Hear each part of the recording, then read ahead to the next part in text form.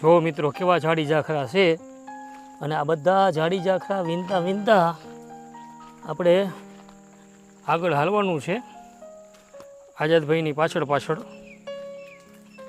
તમે જુઓ આ એક સ્પેશિયલ મોરને રહેવા માટેની અને ચણ નાખવા માટેની એક આગવી વિશેષ જગ્યા જે છે વશરામ બાપાએ વિકસાયેલી છે. આમ તો શું કહો છો?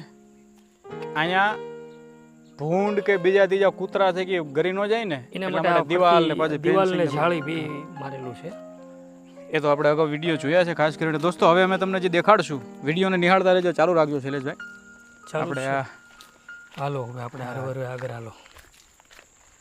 અમે તમને અંદર જઈને દર્શન કરાવીએ અને બધું દેખાડીએ. અમારો વિડીયો લાંબો હોય પણ અમે વિશેષપણે આપણે જગ્યાના દર્શન કરાવતા હોઈએ છીએ. દોસ્તો ખરેખર આ નજારો એવો છે કે તમે અહીંયા આવો ને અહીંથી જવાનું મન ન થાય. તમે જોઈ શકો છો અને સાંજના સમયનો નજારો તો ઓહો હો. આ એ કદમના ઝાડ તમે જો ઠેઠ લગી ઉગી નીકળ્યા શૈલેષભાઈ. આ બધા કદમના ઝાડ જ છે. જો અહીંયા છે, પછી અહીંયા છે, એક આપણી ઉપર છે,